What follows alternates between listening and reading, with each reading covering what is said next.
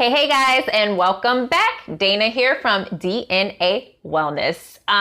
Here we talk all things health and wellness and finances, but today we're gonna stick with hair.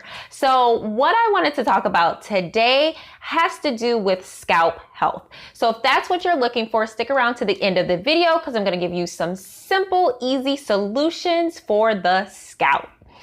If you have not already, be sure to subscribe, hit that bell so you get notifications every time new videos come out. New videos come out every single Wednesday, and I would love to see you here.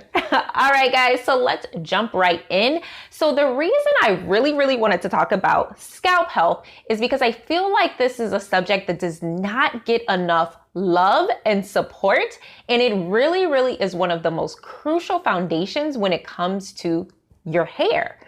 But here's the reality, guys. And because I am an esthetician, something that is very dear to my heart is skin. And the reality is your scalp is nothing more than an extension of your skin. So for some reason, because it's on the top of our head, all of a sudden we start treating it differently than we do the rest of our skin. And thus why we have a lot of the problems where maybe our hair is not growing, or maybe our hair is super dry, because the reality is the things that are going on in the scalp are being blocked from what it needs to do to have nice, healthy hair. So that's why I think this is such an important subject, and you should understand your scalp and treat it accordingly, okay? So if you have not already, I did talk a little bit about understanding your strands in this video. So check that out because it is so important that you understand your strands, because it is very closely connected to understanding your scalp and how you would treat it, because everybody's scalp is going to be just a little bit different, right?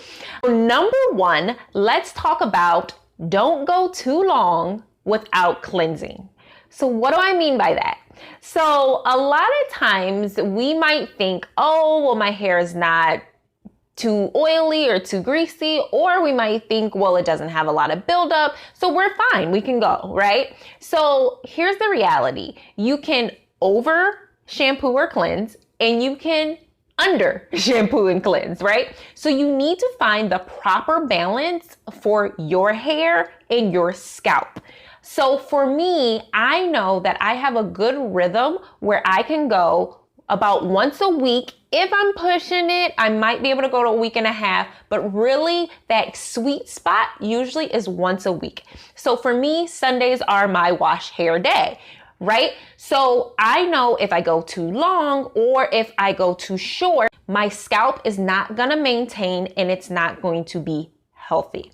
So what happens? So if we have too much buildup, whether it's our own natural sebum or whether it's products that we're putting in our hair, because the reality is our products are going to seep and get into the scalp. And most of our hair care products are hair care products, right? They are meant for your hair, not your scalp, okay? So if I'm adding oils, like let's say almond oil, avocado oils are a few that I just absolutely love. My hair soaks it up, and I'm adding water to it. That works amazing for my hair, but if I get buildup of that in my scalp, I need to cleanse it out. So the beautiful thing about our scalp is it actually creates the exact sebum that our hair needs. But what happens is a lot of times is we confuse it.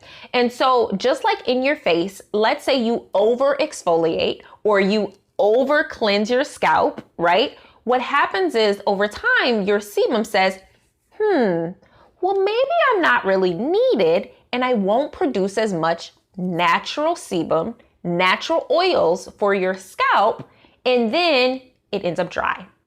And we talked a little bit about dry scalp and dandruff. Check that video out if you have not already, because there is a huge difference. It's not the same. One is dry scalp, one is oily scalp. So you need to understand that as well. So here's the reality.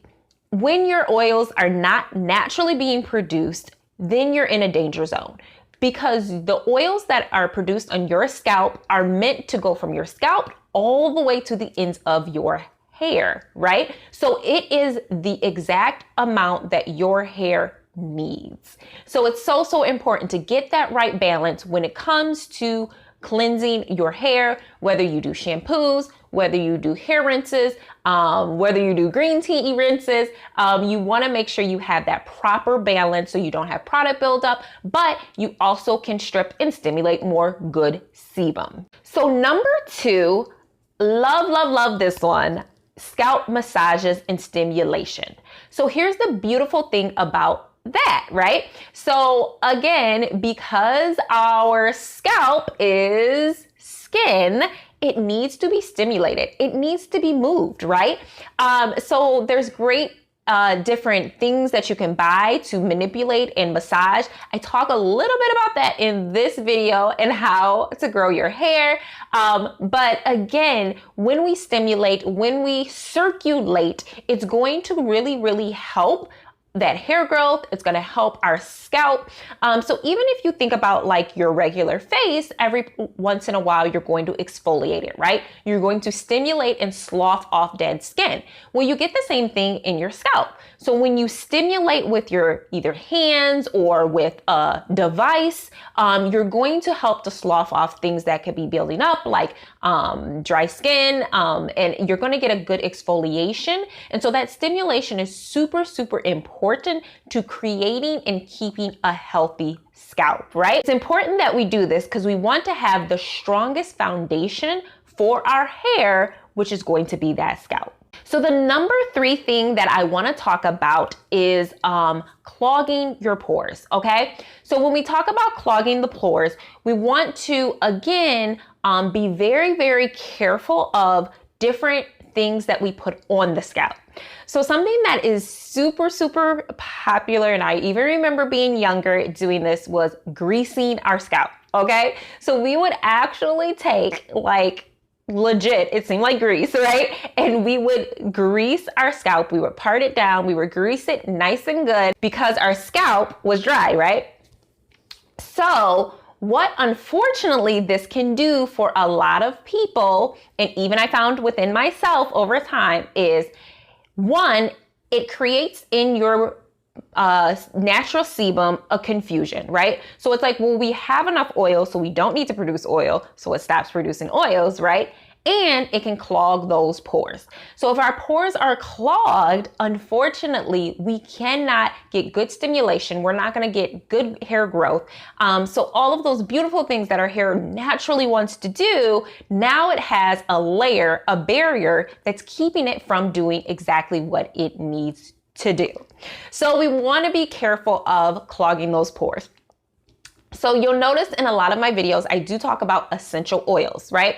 So essential oils are different than your fatty oils. So some of your fatty oils are going to be avocado oil, it's going to be almond oil, safflower oil, sunflower oil, coconut oil. These are going to be fatty oils. So most of the time, your fatty oils, when we put these on our scalp, they're going to be too heavy. Whereas your essential oils, which are derived from plants, shrubs, flowers, these actually absorb into the skin, and then it can have amazing benefits. Maybe it comes to circulation or stimulation and things like that. So those are 2 completely different things. I will at times put essential oils on my scalp, but I never put fatty oils on my scalp. So again, you're gonna have to find a balance for your hair because your scalp is going to be just a little bit different. But for me, it made a world of a difference when I stopped doing that one thing. So, all right, guys, that's all I have for you today. I appreciate you so much. Wishing you happy, healthy hair. Again, if you have not already, be sure to hit that like button, share this content if you find benefit, as well as subscribe, hit that bell so you get notifications. New videos come out every single Wednesday. I love you so much. Take care.